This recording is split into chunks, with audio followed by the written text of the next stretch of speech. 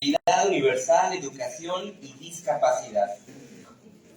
Y bueno, en este tiempo queremos también aprovechar estos segunditos para agradecer la presencia de cada uno de los que está acompañándonos en este lugar. Hay varios alumnos de la especialidad, ¿verdad? Que nos pueden ayudar a levantar la mano, alumnos de la especialidad en accesibilidad.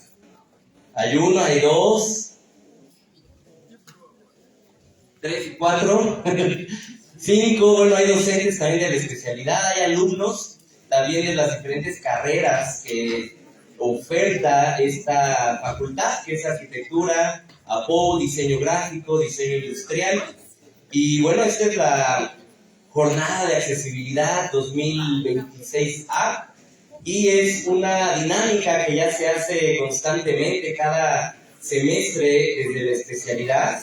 Se lleva a cabo esta jornada con el objetivo pues de hacer difusión, de poder concientizar, conocer, mostrar avances en diversas áreas que tienen que ver con la accesibilidad. Entonces, en este día nos honramos en tener estas participaciones. Como ya vimos en la conferencia que acabamos de escuchar, cada tema es muy pertinente hacia el derecho, hacia los recursos, hacia la inclusión, la accesibilidad de los diferentes grupos. Y el día de hoy, de nueva cuenta, pues damos la bienvenida. Les pido un fuerte aplauso para el maestro Miguel Ángel Salazar.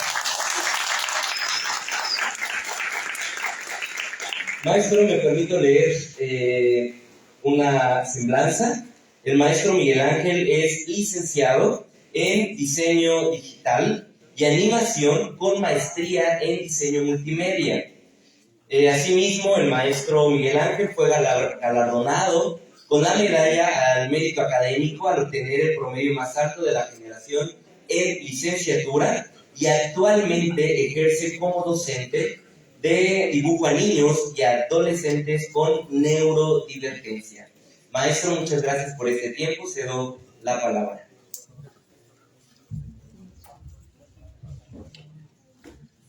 Muchas gracias. Igualmente, muchas gracias a ustedes por estar aquí.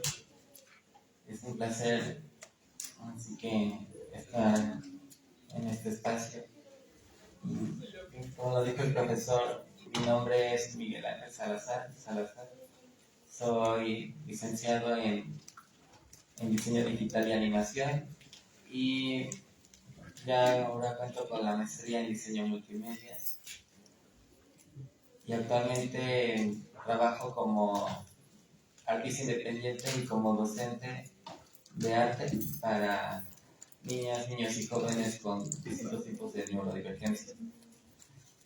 Llegar hasta aquí en sí es un reto muy grande porque, como bien lo han comentado a lo largo de estas ponencias, hoy en día en México tenemos muchísimo camino por recorrer, principalmente en el tema de la accesibilidad, en el tema de los derechos humanos, de la educación sobre todo.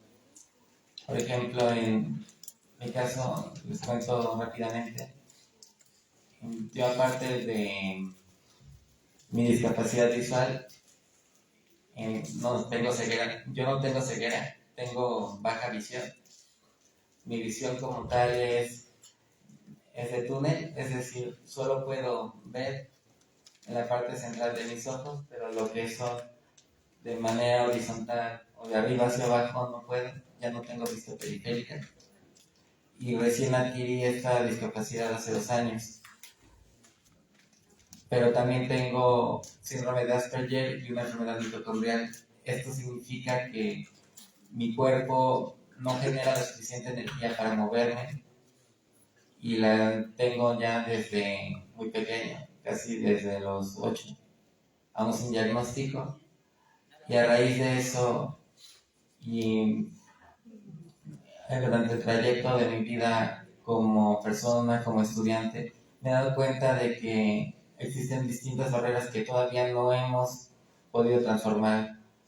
Por ejemplo, actualmente en México existen 9.5 millones de personas con discapacidad, casi 10 millones, y somos ahora sí que 120 millones de mexicanos y mexicanas aquí en México.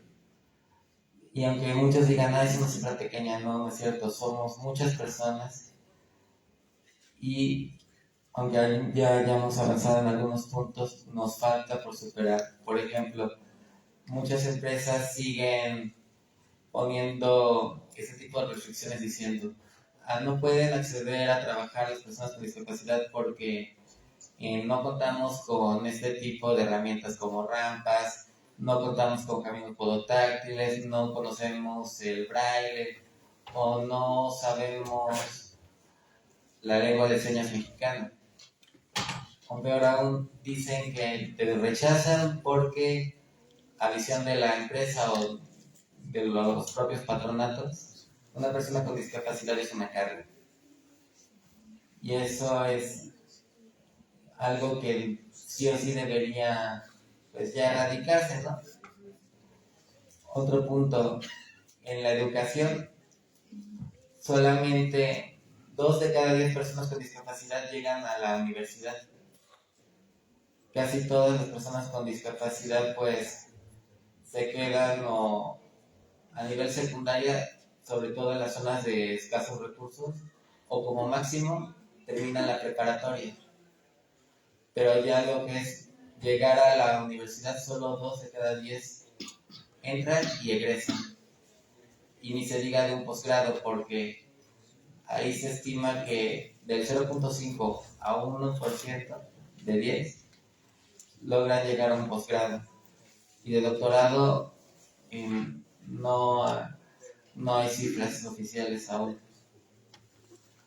Ahora, ¿cómo es que tener una discapacidad te puede, ahora sí que cambiar la perspectiva del mundo?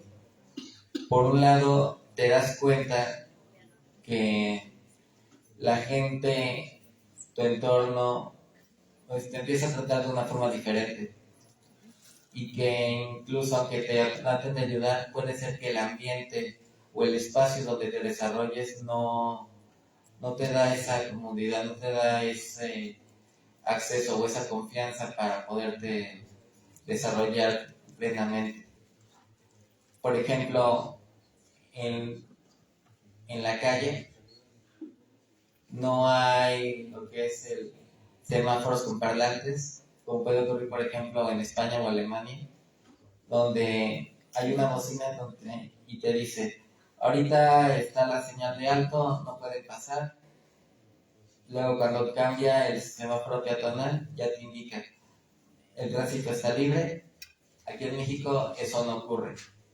Y en caso de que pudiéramos implementarlo, no solo podría ayudar a personas, por ejemplo, con discapacidad visual, sino también podríamos ayudar a adultos mayores, a niños también, e incluso a personas que tienen discapacidad motriz.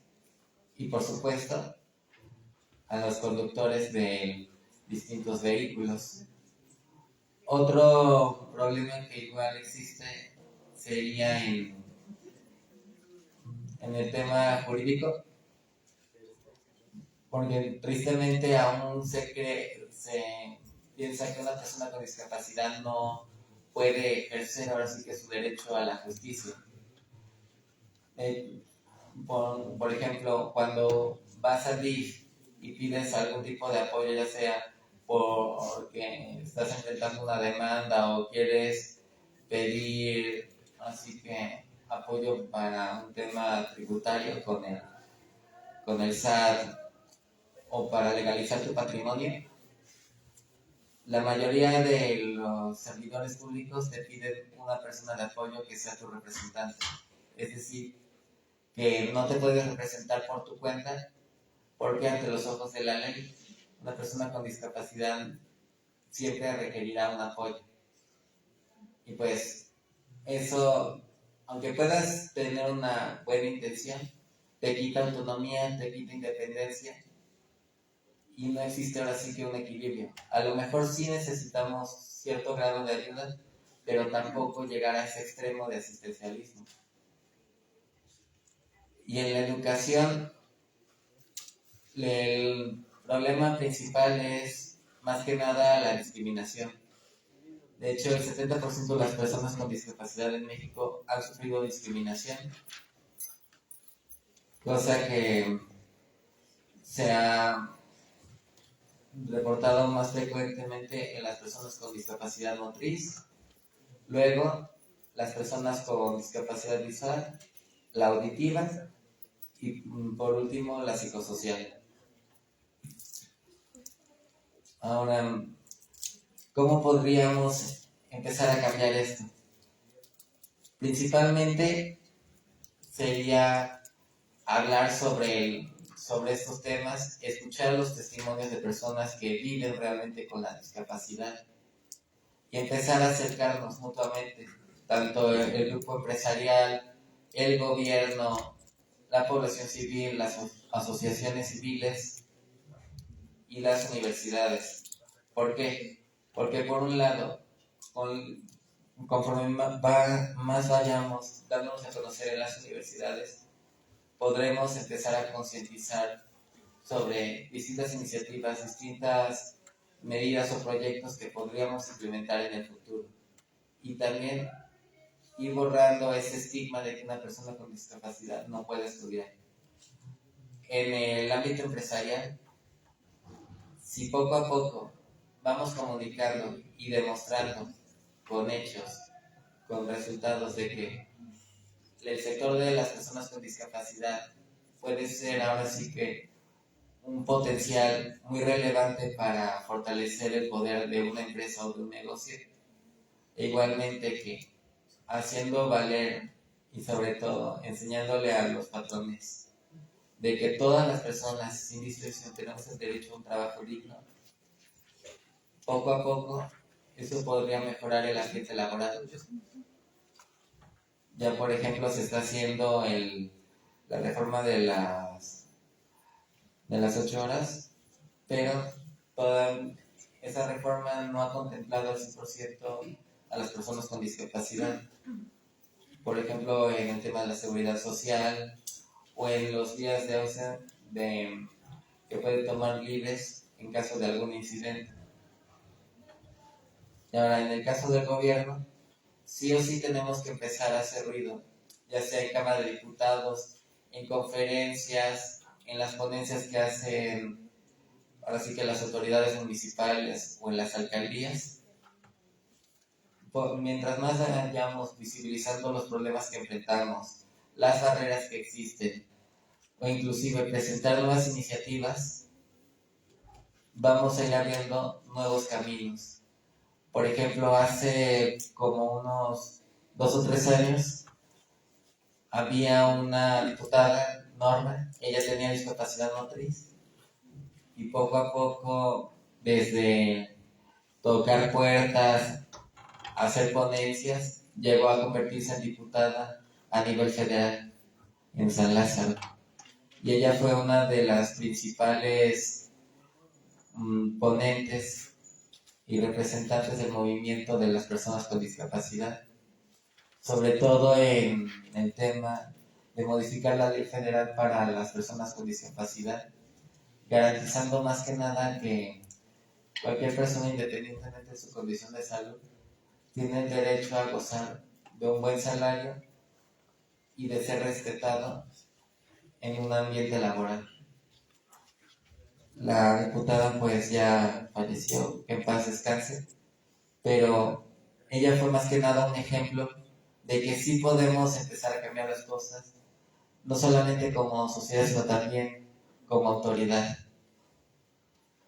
Y bueno, hablando de manera particular, yo con mi enfermedad mitocondrial por un lado, me he dado cuenta de que no existe ahora sí que suficientes tratamientos o la suficiente accesibilidad al servicio de salud para que toda la gente pudiera pues mejorar, recibir medicamento o siquiera un diagnóstico fidedigno.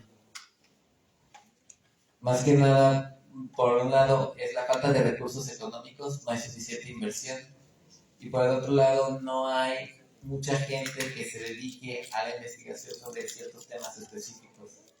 En las enfermedades mitocondriales la mayoría desarrollan enfermedades raras, es decir, son enfermedades que se desarrollan en muy pequeños grupos de la población, o a lo mejor en una comunidad de 1000 personas solamente una tiene una enfermedad mitocondrial o una enfermedad rara. Y eso afecta tanto el acceso a un servicio de salud, pero igual al desarrollo integral de la persona, porque no hay suficiente información para que la gente alrededor sepa pues cómo apoyar, en qué ámbitos puede desarrollarse, o cómo brindarle ciertas herramientas. Y por el otro lado, ahora se lo digo como estudiante, las escuelas tristemente no tienen mucha iniciativa para aceptar a personas con discapacidad. En sí, al menos en mi caso, la única escuela que en verdad fue incluyente y tuvo el compromiso fue el Instituto Crisol. Se trata de una escuela secundaria privada a la que asistí. Ahí desde el primer momento dijeron, vas a estudiar aquí con nosotros, pero ellos poco a poco fueron implementando las adaptaciones, desde cambiar, por ejemplo, de lugar los salones, pasar desde el primer piso hacia la planta baja. Otra, empezar a implementar unos cursos, ya sea de primeros auxilios o también de concientización, para que los docentes, mis compañeras y mis compañeros, supieran cómo apoyarme en caso de tener alguna crisis, cuál era mi condición de salud y obviamente qué medidas tomar en caso de una emergencia extrema. Y ese tipo de acciones de ir aprendiendo, ir preguntando y sobre todo generar ese tipo de cambio y mejorar mediante acciones la mentalidad de la gente, eso es lo que deberíamos hacer en todos los niveles educativos. Porque regularmente cuando tú tienes una enfermedad mitocondrial, una enfermedad rara, o también conocida como enfermedad invisible, la mayoría de la gente pues no entiende qué es, o no entiende el impacto que tiene hasta que se lo hace saber. En cambio, con una discapacidad más visible o más conocida, como puede ser una discapacidad motriz, donde ocupas una silla de ruedas, una discapacidad visual, donde ocupas un bastón o un adaptador, pues la mayoría de la gente intenta apoyarte, pero a veces o no sabe cómo o te limitan. Por ejemplo, en mi caso, cuando ingresé a la universidad, no tenía, ahora sí que mi discapacidad visual. Esta la adquirí hace 2 años después de un incidente que tuve. Terminé en noviembre de 2024 debido a un problema de hostigamiento y estrés extremo por parte de la dirección de la escuela. Mi cuerpo se apagó, terminé en coma 5 días, pero como los servicios de emergencia se tardaron en llegar, mis nervios ópticos fueron los primeros en perder parte del oxígeno. Y con ello mi vista pues se dañó, perdí la vista periférica y aún así decidí continuar con mis estudios porque por un lado que no quería echar a perder mis años como estudiante de licenciatura, ni mucho menos perder la oportunidad de egresar como maestro. Porque en sí la universidad me dijo, si te sales vas a incumplir con un contrato que firmaste para tu posgrado y con ello no solo pierdes tu maestría, sino también vas a perder tu certificado de licenciatura. Así que acepté las condiciones, seguí estudiando, pero como tal, en un principio adaptarme a usar el bastón fue uno de los retos más grandes. Al principio me daba vergüenza salir a la calle y ni se diga ir presencialmente al campus. Siempre me escondía en un callejón atrás del campus, guardaba el bastón en mi mochila y de ahí caminaba como podía para ingresar a las aulas y la mayoría de mis compañeros pues se asustaba porque chocaba mucho y mis maestros me preguntaban si estaba pues al 100%, si estaba cansado y yo les decía que sí. Hasta que un día decidí que ya no me sentía cómodo escondiéndome. Así que entré directamente al campus sin pedir permiso con todo y bastón. Y poco a poco la gente se empezó a interesar más, diciéndome, oye, ¿por qué antes entrabas sin bastón? O cómo es que tú puedes hacer ciertas cosas aunque tus ojos ya no se mueven bien. Y ahí es cuando les tengo que explicar cómo es que yo veo, cómo trabajo y cómo puedo guiarme, ya sea a través de usar lupas, de que alguien me acompañe o usando un método llamado el reloj, que es literalmente colocar un objeto, una persona o una dirección dentro de un reloj y dependiendo del número que tú elijas, es la posición que tú designas a cierto objeto, a una persona o a un lugar. Así que, tomando todo a ese contexto, podemos decir que sí, tener una discapacidad te limita en muchas cosas, pero quienes más nos limitamos somos nosotros mismos con esa manera de pensar de, ay, a lo mejor no me van a aceptar o no van a querer incluirme. Y en caso de que eso ocurra, nosotros como tal debemos tener esa motivación de decir, vale, ustedes no me incluyen, pues me voy a incluir por mi cuenta. Si no quieren que entre al campus, pues voy a entrar. Y en caso de que me lo prohíban, ahí sí podemos empezar a meternos en materia legal, porque uno de nuestros derechos que tenemos desde que nacimos en este país es la educación y la no discriminación. De hecho, la no discriminación se supone que la deben respetar porque está en el primer artículo de la Constitución, pero aún nos falta mucho para cumplir ese objetivo. Y bueno, hoy en día, como tal, me dedico a dar clases de dibujo. Ya no, ya ahora sí que no aplico como tal lo que aprendí en la maestría. Eso lo ocupo más que nada en redes sociales, pero lo que son los conocimientos de color, de pintura, de composición. Ahora los utilizo mejor dicho para poder guiar y enseñar a las nuevas generaciones. Y creo que algunos se van a preguntar, oye, pero ¿cómo es que tú puedes dibujar? ¿O por qué te dedicas al arte? Y lo que les puedo decir es, el arte como tal puede servirte como una guía de escape para los problemas. Y si logras convertirlo en un emprendimiento o en una motivación para seguir adelante, no debería ser ningún tipo de vergüenza para ti ni para nadie, sino un motivo de orgullo. Hoy para dibujar utilizo esto, es una lupa de largo alcance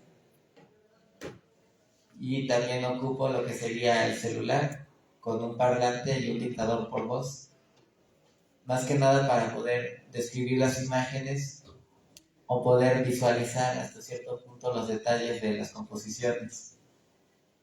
El color como tal sí sigue siendo un problema, a veces no lo distingo bien, pero me he dado cuenta que enseñar que pese a tener una discapacidad visual y dedicarte a un ámbito donde supuestamente se te exige usar un sentido, en este caso la vista, te puede ayudar a marcar una gran diferencia. Por ejemplo, hace unos meses terminé de participar en un concurso de arte, gané el segundo lugar y luego me invitaron a dar unas clases de dibujo en una galería que fue un evento llamado La Corifest, donde ahí conocí a la directora de doblaje, Maggie Vera.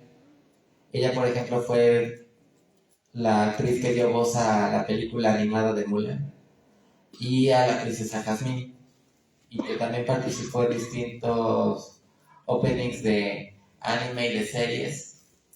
Compuesto Los Caballos de Zodiaco, participó también en El Perro Cobarde. Y en ese evento me di cuenta que dar clases de dibujo te puede ayudar tanto a crear una nueva perspectiva artística, pero también a sanar. Te puede servir como arteterapia. Y eso es algo en el que, un área que aún no estoy especializando, pero como tal, dibujar es un espacio donde, al menos para mí, te hace sentir libre, te hace sentir que puedes crear algo para poder ayudar a la gente, poder compartir una idea, un pensamiento o un sentimiento. En este caso, en estas obras, por ejemplo,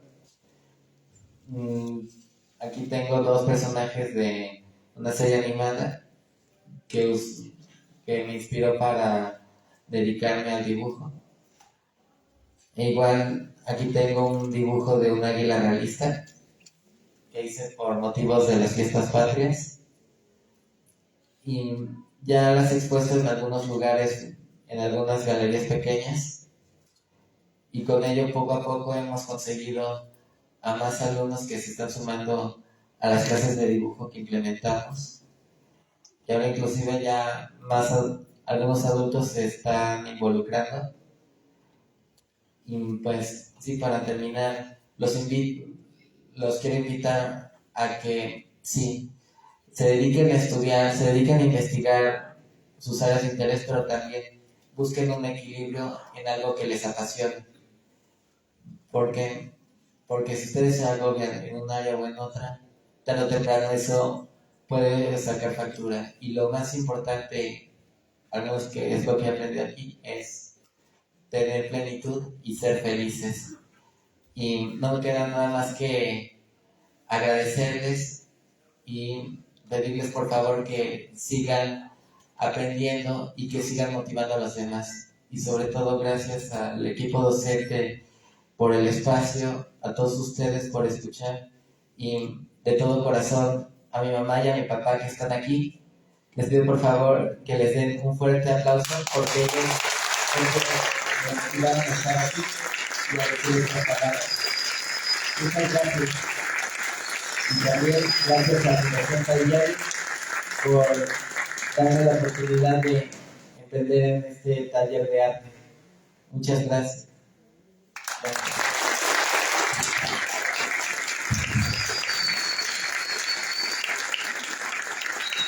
Maestro Miguel Ángel, muchas gracias por este tiempo, por la exposición. Si nos permite, vamos a dar paso al tiempo de preguntas, comentarios y pedimos que levanten la mano si alguien quiere poner varias manitas levantadas. Vamos a acompañar y luego vamos con la doctora Esca y seguimos así en ese orden.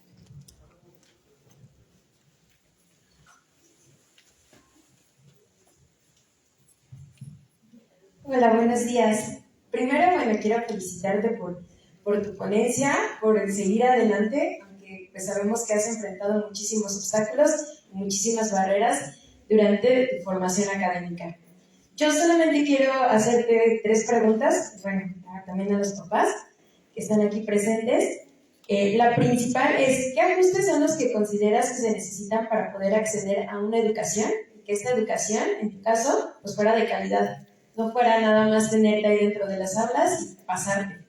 Otra pregunta es, ¿tuviste algún ajuste en tu escuela o alguno de tus docentes te apoyó? ¿Y de qué manera? Y para los papás, ¿cómo fue que ustedes encontraron este espacio que nos comentaba su hijo en educación? ¿Qué retos ustedes fueron los que enfrentaron en la educación de sus hijos, de su hijo? ¿Y de qué manera lo están apoyando? Aparte de, obviamente, de darle la educación. Ok, empezamos con el maestro Miguel. Ok, muchas gracias. Bueno, para mejorar la educación, primero sería dar a conocer, concientizar al equipo docente y a la dirección, porque regularmente cuando les hablamos de inclusión, de accesibilidad en una escuela, piensan que solamente que con construir una rampa o a lo mejor construir un elevador ya tienes la accesibilidad universal y no. tenemos que concientizar al equipo docente y decirles, la inclusión no es solamente para personas con discapacidad motriz, es para todas las personas, independientemente si tienen discapacidad, si no tienen discapacidad, si pertenecen a un grupo social o vienen de alguna comunidad indígena o, por ejemplo, que sean extranjeros. No, la accesibilidad universal nos incluye a todas y a todos, pero para ello necesitamos dar a conocer y concientizar. Al mismo tiempo, nos falta aplicar dicho conocimiento y crear un cambio a través de acciones. Es decir, construir desde las adaptaciones, como pueden ser caminos podotáctiles, adaptar libros al braille o generar textos o materiales de estudio con texto a gran escala para personas con baja visión. La otra sería incentivar a los estudiantes, al equipo docente, al área de seguridad o a la dirección a que aprendan a manejar la lengua de señas mexicana. ¿Por qué? Porque regularmente una persona con discapacidad auditiva o se comunica leyendo los labios o usando lengua de señas mexicana. Pero ¿qué pasaría, por ejemplo, si una persona con sordoceguera, es decir, alguien que no puede ver y no puede escuchar, intenta inscribirse en una escuela? Sí o sí, el equipo docente debería utilizar la lengua de señas mexicana, pero aplicada en la mano. No sé si ustedes conocen, por ejemplo, la historia de Helen Keller. Ella tenía sordera y aparte tenía ceguera, así que su maestra le enseñó a comunicarse con la lengua de señas, pero usando únicamente sus manos. Y eso es algo que igual deberíamos ocupar. Y al mismo tiempo, en el área educativa, deberíamos marcar en estadísticas o al menos generar algún registro de cuántos alumnos, cuántos estudiantes o cuántos docentes tienen discapacidad y logran pues ingresar a las aulas y matricularse. ¿Por qué? Porque hoy en día no hay suficientes registros ni números o cifras para poder generar una estadística real o aproximada del número de personas con discapacidad que se dedican a estudiar más allá de la universidad. Y respondiendo a la segunda pregunta, no. Mi universidad no hizo, ahora sí que adaptaciones reales. Los únicos que más o menos se involucraron a aprender y que tuvieron esa iniciativa en trabajar en equipo fueron algunos de mis compañeros de distintas actividades extracurriculares a las que me inscribí y algunos maestros, pero como tal, la dirección o el área ejecutiva de la universidad en la que estudio no hizo ningún tipo de adaptación ni adecuación. Así que ese tema es algo que aún mantengo pendiente por resolver con ellos. Y ahora me gustaría cederle la palabra a mis padres para responder la tercera y última pregunta. Bueno, ¿qué te puedo decir? Yo creo que es muy fácil, como papás a veces, el pensar que nosotros decidimos. Y aquí no fue el caso. Cuando Miguel presenta los primeros síntomas de la enfermedad a los 8 años, empieza a perder la movilidad, estuvo en silla de ruedas, empieza a tener problemas cardíacos y respiratorios. Eso implicaba que para cuando él acaba la educación primaria, era un niño usuario de silla de ruedas que necesitaba acompañamiento constante, necesitaba un concentrador de oxígeno, un resucitador y estar al pendiente en todo momento para poder entrar al hospital. Las opciones que nos daban era irte a Linea, a un programa abierto, buscar de alguna manera que él pudiera seguir sus estudios. A lo que la respuesta de Miguel fue: no, papás, yo quiero una escuela regular. Tocamos puertas, todas las que se puedan imaginar. Hasta que llegamos al Instituto Crisol que mencionaba Miguel. Tuvimos la primera entrevista esperando que nos dijeran gracias, pero no podemos. Después de saber toda la historia de Miguel, nos dan una segunda entrevista, llevamos a Miguel, el subdirector que lo conoció, se acuerda de los detalles, pero no de la condición física, se acuerda de lo que a Miguel le interesaba, de lo que Miguel quería hacer. Después de la entrevista que Miguel acepta quedarse en ese instituto, voltea con nosotros y nos dice: si ustedes están dispuestos a comprometerse con todo lo que se necesite, desde capacitarnos a los docentes y capacitar a la sociedad educativa, las puertas están abiertas. La decisión, por supuesto, fue sí. Después de ello, Miguel ingresa, después de una crisis severa, ingresa a la secundaria, y esta secundaria es auspiciada por Grupo Bimbo, y cada año el señor Servige, el fundador del Grupo Bimbo, festejaba sus cumpleaños en el Instituto Crisol.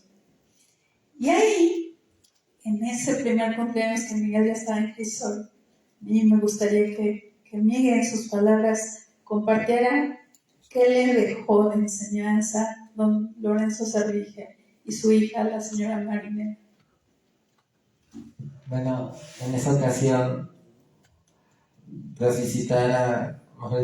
recibir la visita del señor don Lorenzo Servige y su hija Marinela en aquel tiempo, justo cuando terminó su fiesta de cumpleaños, él se acercó a mí, hablamos un rato y yo le di las gracias por construir una escuela que en verdad me abriera las puertas.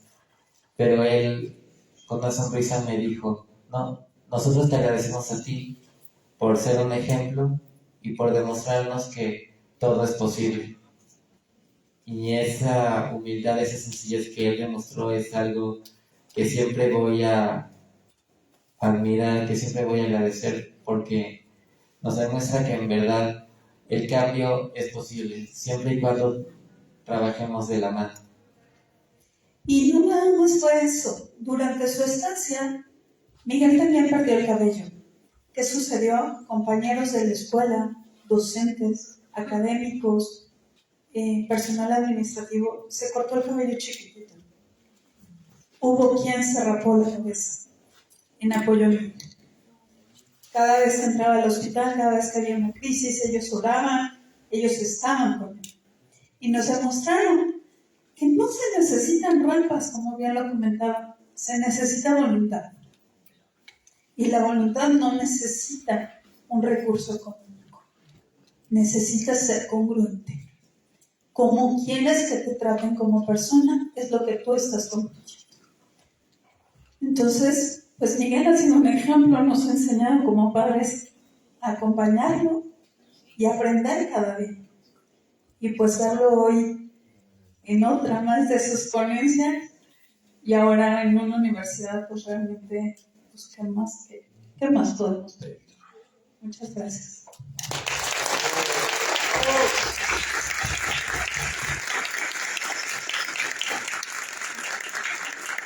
Muchas gracias. Cedemos la palabra a la doctora Esca.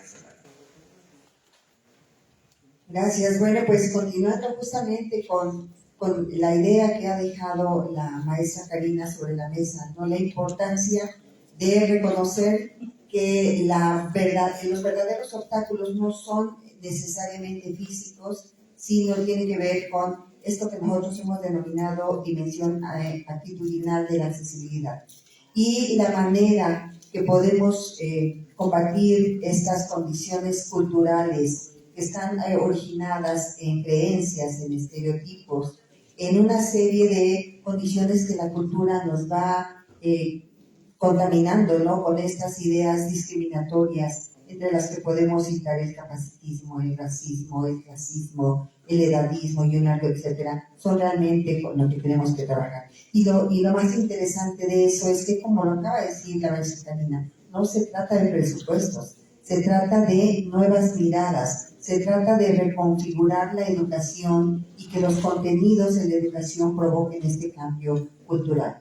Frente a este sentido, Miguel, ¿cuáles tú consideras que serían las recomendaciones estructuralmente en educación para que la educación realmente alcance esta condición de accesible. Lo dicen todas las leyes, tú mismo mencionaste la Constitución, pero está también la Ley General de Educación, está la Ley General de Educación para estudios avanzados, estudios de posgrado.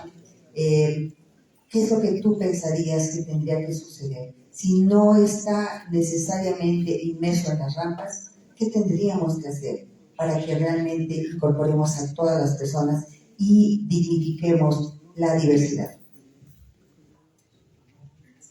Bueno, gracias por la oportunidad y por la pregunta.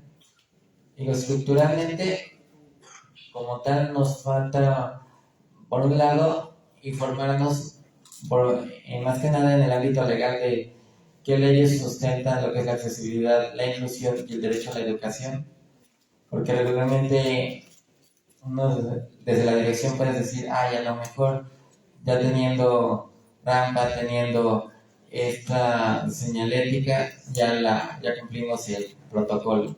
Y no, tenemos que cumplir con todo. Y por el otro lado, necesitamos crear nuevas alianzas. Puede ser, por ejemplo, desde universidades con asociaciones civiles, como puede ser, por ejemplo, Fundación Tayari, donde ellos principalmente se dedican a este tema de la concientización, a dar asesoría y a brindar herramientas tanto para docentes, familias, a las direcciones, sobre lo que conlleva en verdad ser incluyente y aplicar la accesibilidad universal. Eso es algo que sí nos falta, crear alianzas, trabajar en equipo y principalmente la información. Existe hoy en día muchísimas fuentes de información por la globalización del Internet, pero tristemente hemos caído en la desinformación y en el estigmatismo, de que muchos creen, a lo mejor esta persona ya, no sé, porque usa silla de ruedas y va al campus, ya está cumpliendo plenamente con su derecho. Y no, cada persona es un mundo y cada uno de nosotros tiene su propia vida y sus propios obstáculos. Así que otro punto sería comunicarnos directamente con la comunidad de las personas con discapacidad, preguntarle directamente a cada estudiante, a cada persona, sobre cuáles son los problemas que enfrentan y qué propondría para generar una mejora auténtica y prolongada, y si pudiera ser posible, permanente, para que juntos construyamos ahora sí que un cambio para las nuevas generaciones. Muchas gracias, maestro Miguel. ¿Alguna otra participación, alguna pregunta, comentario? ¿Alguien más que quisiera levantar la mano? ¿Todo bien? Bueno, pues si no hay más preguntas, nos queda agradecer por este tiempo, por esta participación. Muchas gracias por todo lo que nos ha compartido, que sin duda ha sido pues bastante edificante, de bastante conocimiento. Y tengo en mi mano una constancia, la cual me permito leer. Dice así: constancia al maestro Miguel Ángel Salazar por su participación como ponente en la conferencia titulada Trazo y color de una voluntad inquebrantable, accesibilidad universal, educación y discapacidad, durante la jornada de accesibilidad de la especialidad en accesibilidad universal en la arquitectura y la ciudad, que se llevó a cabo en el auditorio Vicente Mendiola Quesada de la Facultad de Arquitectura y Diseño el 20 de marzo del 2026. Firma la doctora en diseño Escalena Solano Meneses, coordinadora de la especialidad en accesibilidad universal en la arquitectura y la ciudad. Un fuerte aplauso, por favor.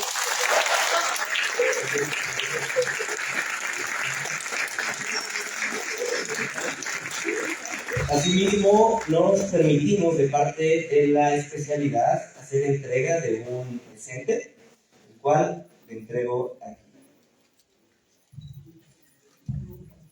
Muchas gracias. Tomamos fotografía para seguir la dinámica. Entonces...